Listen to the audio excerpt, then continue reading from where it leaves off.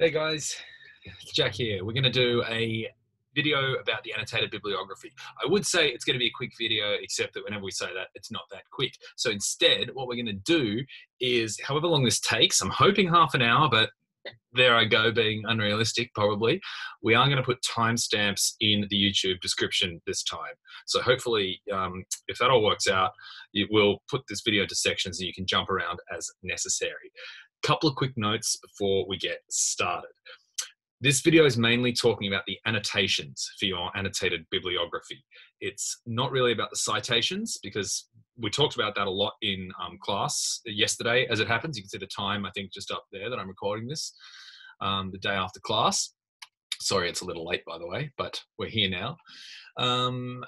And because we covered the citations in class, we're going to cover the annotations here. And that's also what the worksheet mainly does. Now, there'll be some of you who've read the worksheet and say, great, I understand what I'm going to do. And you might not need to watch this video if that's the case. Though we are going to look at an example entry, one that I prepared several years ago. And there's a few versions of it, plus the notes that I took to get there. So that's where I want to get with this video, is talking about the process. We're not going to be able to do that in full, but I will be able to give you a bit of a snapshot. And there'll be some of you watching this video who are quite confused about what you need to do, and hopefully you'll have more of an idea after this.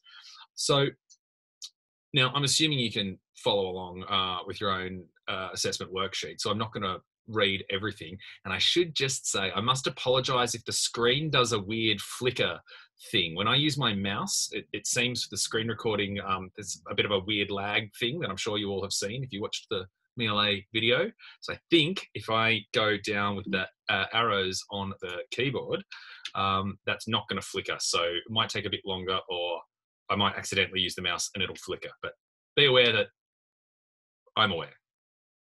Thanks. So let's talk about this. I guess the first thing to point out is you've got to do 5 200-word entries. Nice and simple. Yeah, and that doesn't include the citation details. So that's what we're going to talk about.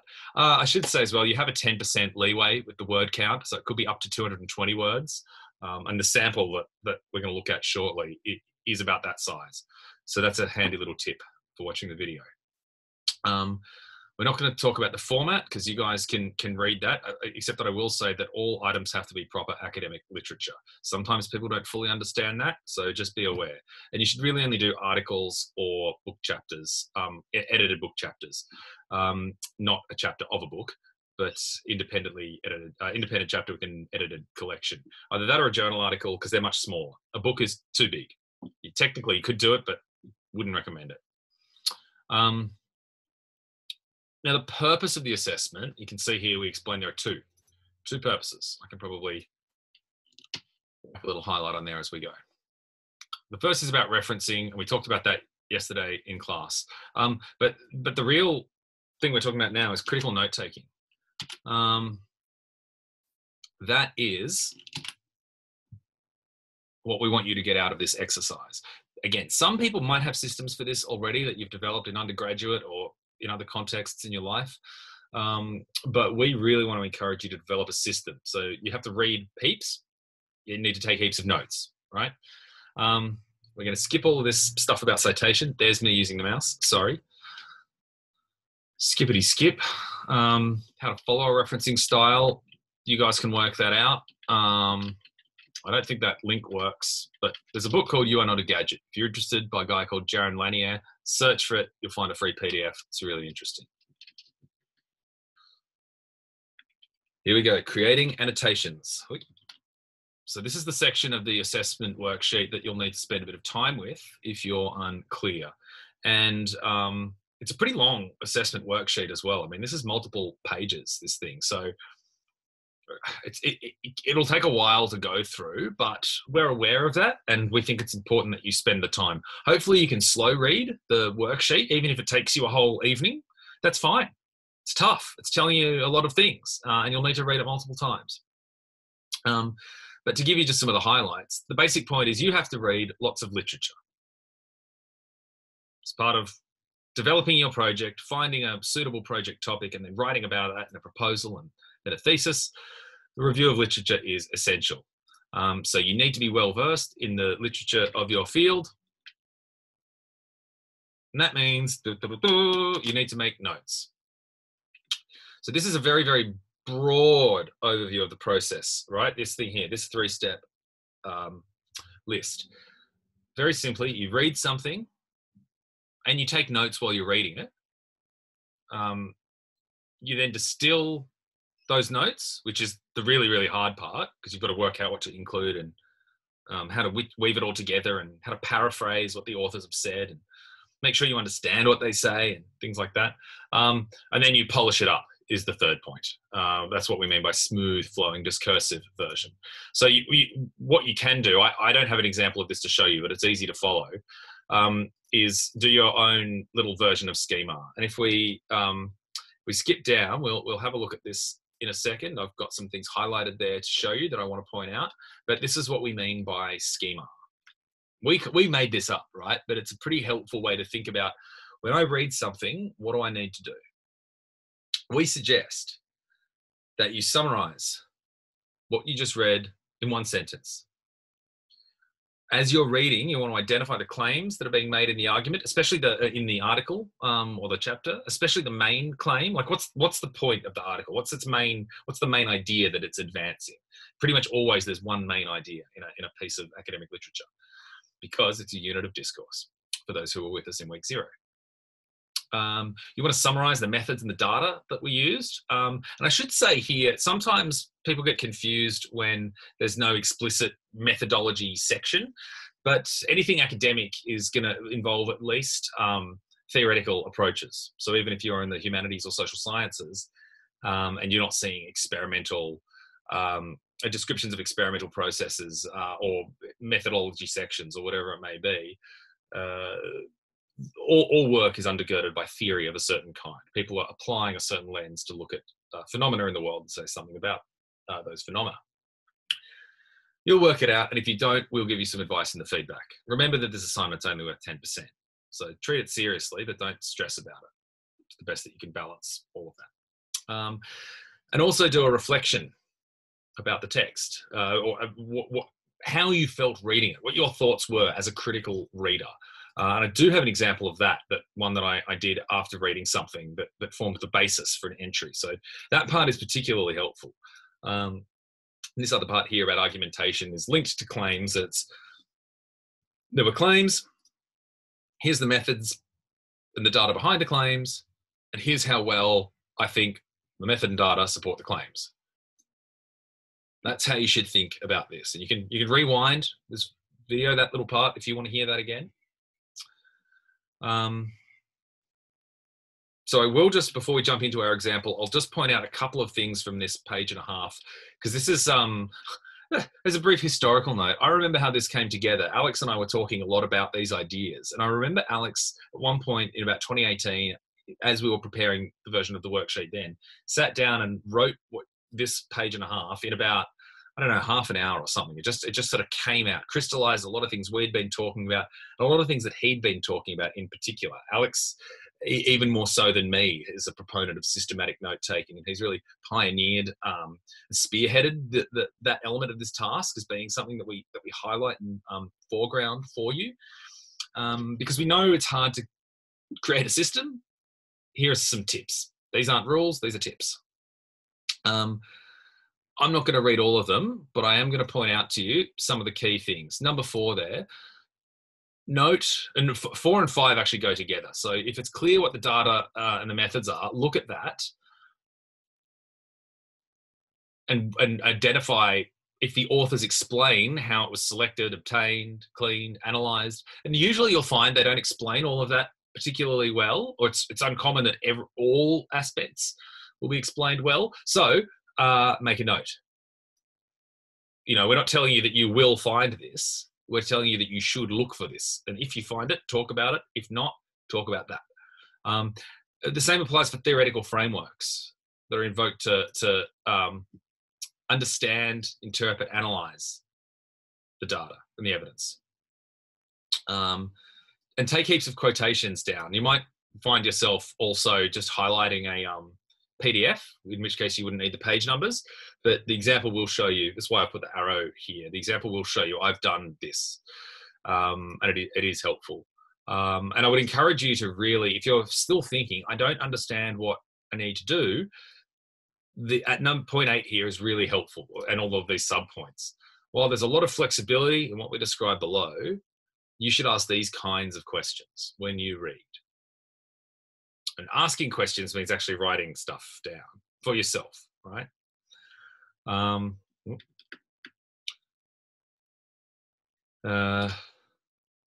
this is how it boils down. You can read the criteria, but 30% of it's for your referencing accuracy, 30% of it's for the annotations. 30 for expression, 10 for presentation. We hate putting numbers on it. We want to get away from numbers, but the numbers are still here. Let's look at the entry. And actually, before we do, here's the article that we're gonna, so we don't have to flip between screens a lot. This is we're gonna open a Word document. This is the article that you're gonna see sample annotation for. Public Health and Bathing in Late Imperial Russia, a Statistical Approach. And this guy here, Ethan Pollock, is an American scholar who's a scholar of Russia, but he's written a history of the Russian bathhouse. I can't believe it. It's amazing. I won't go and get the book. It's sitting just up there, and I'm in the process of reading it and preparing a review of it. But this paper came out a few years before, and is a chapter in the book. It was published in 2013. You can see up here, and you can see in this file the file name that I've added markup. Now, what that means for my own system, it's not a very good system. But if I want to keep a clean copy of a PDF and an annotated copy, I just put markup at the end of the copy that I'm annotating. When I say I'm annotating it, what I mean is just these highlights.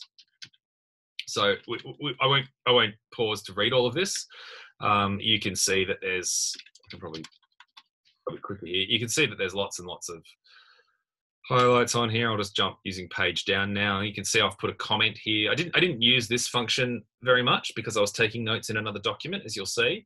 But this is a really handy function that we should probably do a whole video about, frankly. So let us know if you want a video about that kind of thing, because Alex and I have got tips for days about how to make this kind of tech useful for you for note taking, but it takes a lot of time to explain, and we don't have a lot of time, unfortunately.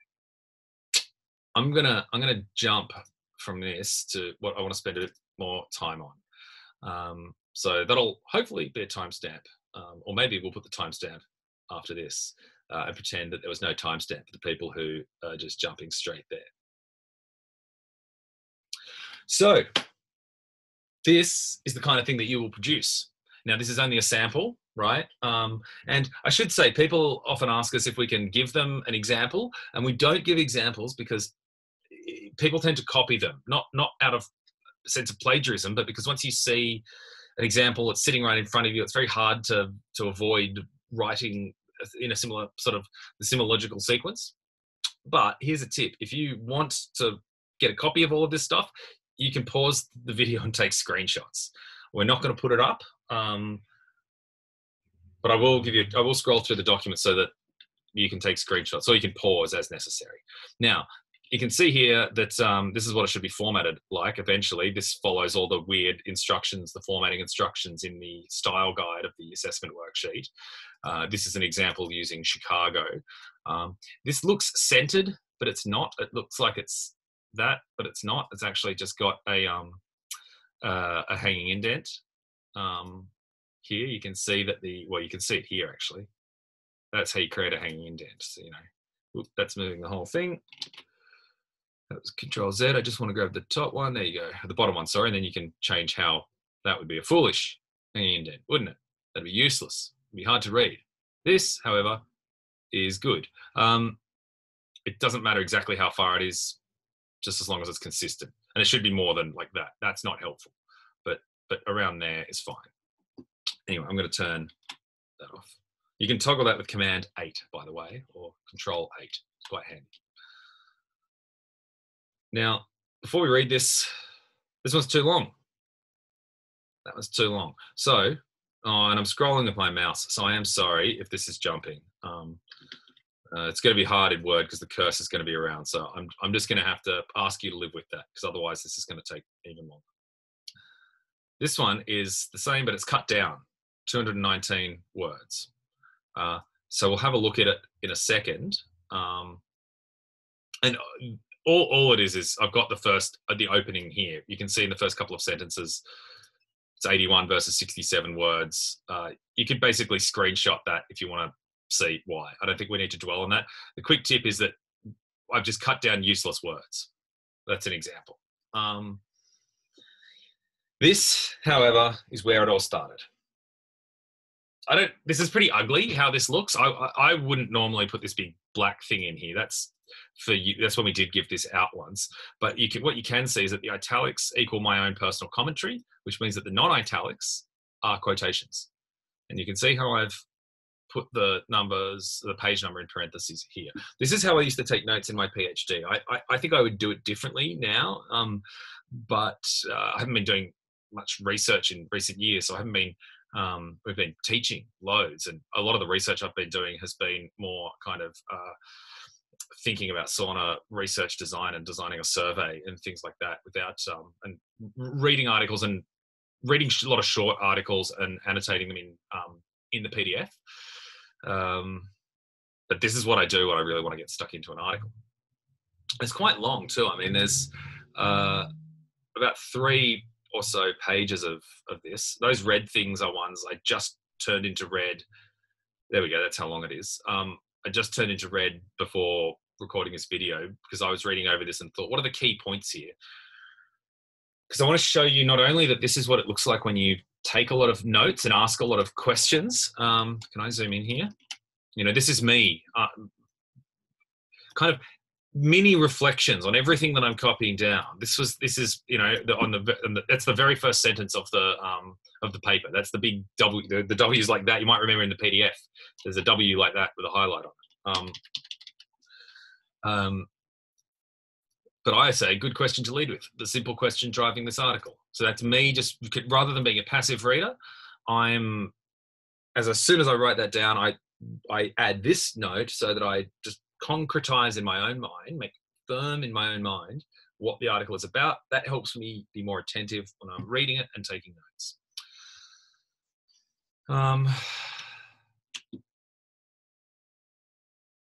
And again, I don't think it's worth reading this to you, but I think you can pause the video if you want to read this, in which case I should actually probably scroll down with this thing so it's not skipping. And let's go and find one of the red, one of the things in red. Okay, Barnier density is independent variable. Now the reason that's in red is because, as we'll see when we go back to the entry, well, actually, let's go now. That's going to be more helpful for you. Let's look at this thing now.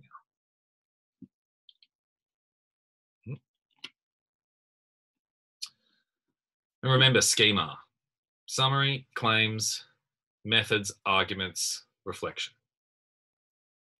Summary, 1-sentence summary. What's the article about? This ambitious article addresses a simple question. Were Imperial Russian Barniers healthy? And that's what we could see was here. That's the very first line of the paper. Now, it's uncommon that you'd cite the very first line in that way, but for me, that was, what's this article about? The article is answering that question. They explicitly set themselves a question. The article is about their response to that question. So for me, that made sense as a way of, like, what's the article about? Well, that's what the article is about. Well, the qualitative literary evidence shows that imperial doctors generally answered yes, that is, yes to this question. Other imperial doctors were concerned about the unsanitary conditions of public bathhouses. So there is, what they're saying, that the evidence shows attention.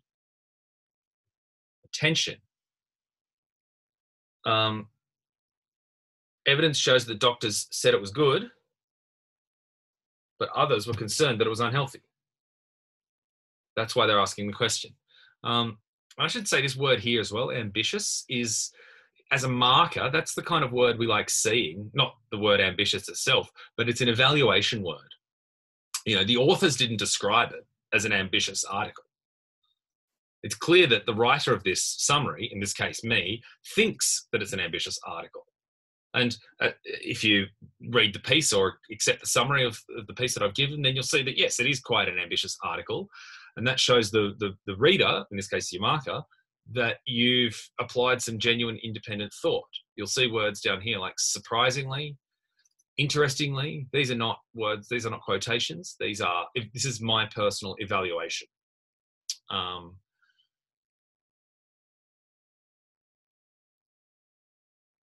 The article takes a new approach to this question by applying quantitative statistical analysis to Imperial Russian state data in order to assess correlations between bathhouse density and levels of morbidity. So we saw a brief thing in red below about bathhouse density. I don't think, again, it's worth me reading this to you because I don't want to suggest that you have to do it exactly like this. You can pause this and read it if you want. And I'd actually recommend you do so, just so that we can jump down, and I'll show you a couple of those red things. And the purpose, again, of the red things, that's one, but something like this here, this is me trying to give myself notes, knowing that I'm going to have to distill all of these notes into a SCMAR type of flow. I want to make it as easy for myself as possible by when I'm reading the article and I go, aha, that's really key, I can make a note of it. And then I can go back. Now, this is 2 years later, I can use these notes and go back, and this is really helpful. And that's also the point. I didn't emphasize that enough. You, future you watching this right now, the person you are in 6 months or a year or 2 years or 5 years, you want to be able to find these useful. So it helps you think in the moment, and it's useful for you later. And if that's not emphatic enough, then I encourage you to rewind and turn up the volume. And you can slow it down as well. Next section is called blah, blah, blah, blah, blah. Now, here, this is useful because this is me. Again, imagine this is black, right? I just turned that red to show you, but this is me realizing when I read this that this is a key point of summary about the article's claims. Knowing that I had to produce an entry that summarized the claims of the paper, I made a note to myself that this quote on page 77 out of a 13 or 15 page article, however long it was, dense, detailed article. In the end, we find no evidence whatsoever that Banya's lowered mortality rate across the empire. I should say, in case you didn't pause, one of the problems is that while Banya, sauna, steam bath, that kind of thing, steam room is healthy, there was lots of public health issues with like dysentery and bad water and pollution and all that kind of stuff in Imperial Russia. Key summary from conclusion, final lines, yada, yada, yada. You guys can pause all of that at any point you wish. And if you've got this far and you're confused about pausing, you can actually, once you've paused in YouTube, if you use comma and full stop, you can go not screen by screen, frame by frame. Thank you. That was almost really bad. Here's the final thing I want to show you. This is what I did after I read the article, basically straight away. This is pretty ugly too. I wouldn't write this with caps anymore. This is past me. Different me. Reflection. This is a very interesting article. A genuine attempt to show the value of bringing quantitative analysis to traditional historical methodologies. Because there's a whole range of statistics and all of that, right? And here you can see random PIF. We weren't kidding that PIF is a word that's been around for a while. This is from 2018 and I haven't changed it. And random PIF says, this was me going, I've just thought about something really relevant for what I've got to do here. The authors try to make it, that's the article, understandable for non-quantitative scholars by keeping technical details about their statistical modeling in an appendix. It's kind of a nothing, okay, sure, great, what's the point? But then I say, I think they achieved this goal and show potential for this type of work. You can see here, fix. This is me saying, you got to write that better. That's kind of what you mean, but fix it up. 3 X's, just so you see that it's something to pay attention to. But I think they achieved this goal and show potential for this kind of work. The reason I point that out is because you'll notice that down here, that's my final sentence. Given that all conclusions are well qualified and the statistics well explained, the authors clearly demonstrate the potential of bringing quantitative analysis to traditional historical research. And this is part of the evaluating the argument. They pitch it to a non-technical audience. And then ultimately the article seeks to spark discussion. And then I say they do that. So to close this out, let's jump back here. That was our article. 28 pages. Gosh, not longer than 13, but some of it's a big appendix. I mean, this is really exciting. This is where like the humanities and the sciences and the social sciences can really. This is an example of how they can combine. He's a computer scientist, Konstantin Kashin, who's worked with Pollock, and they're doing a lot of public health kind of modeling here. But that's not what we want to look at. What we want to look at to round us out is back to SCMAR, and I really want to point out that what we looked at there, if you review what we just looked at, you can see that I was able in my note-taking process to identify a useful way to summarize the article. I mean, rarely would I put a quotation in. I would counsel you against that. It just kind of worked here because it was a question. They were asking themselves a question, so that worked. And then the reflection that you'll note at the end, after I read it, I said, this is really interesting and it shows the potential of this kind of work. They pitch it well and it shows the potential of this kind of work.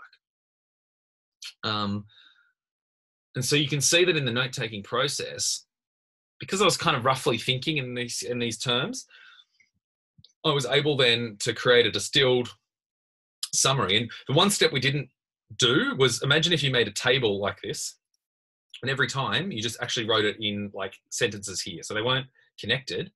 That's what we've suggested with the method up here. Create a schema and then create a smooth version of it. So we just looked at a smooth flowing version of it. Now, I am actually going to leave it there. I feel like I've left a bunch of stuff out, even aside from citations and all of that. And I wish we could be doing a better job with these videos in making them a bit more dynamic and not just a couple of schmucks screen recording while talking at the computer. But in the grand tradition of rambling at the end of videos, I think we've arrived at that stage. And I would like to point out something mildly unsatisfactory at my end, which is that you'll notice if you watch previous videos, they were from like this angle. This is my desk and this is how I want to sit, right? And when I'm zooming Alex, I'm looking at him like this now. And that's because I've got a new monitor. I've got like a big monitor. So I'm recording this on my laptop. But it would have been a nightmare if I was sitting there going like this during the video. It would have been, it's annoying for my neck, but it's actually really annoying to watch as well. So I've just turned it around for now. I'm hoping, what I got to do is get a webcam. So I spent $150 at Officeworks getting a big monitor, like a 24-inch monitor. Not huge, but just like much bigger than a laptop. And $30 on a cable, and now I can plug my laptop in, close it, put the power in, put that cable in, and I've got a much bigger thing here. And if I open the laptop, I've got a dual screen, which is awesome. It's a little bit fiddly to get used to at times because they resize, they're different sizes. But if you want to go to a dual screen setup, or you want to do work at home, you've got a desk, you don't have space for dual screen, but you can plug your laptop in somewhere and have a monitor on your desk. I'm happy to talk to you about that. Alex has got we've both got lots and lots of tech tips. I mentioned that about the PDFs earlier, but we've also got lots of hardware tips as well as software tips. I guess it's pretty useless telling you all of that without giving you the tips. I think why I'm telling you is because we want to do them, as in do videos about them, like short ones, lots of little Microsoft Word tips, lots of tips about different computer tech to use, lots of different software for note-taking, lots of different things to think about in your home, office space, all of that, or your little workstation, whatever you've got. But time is the problem. We really want to do it. Time is the problem.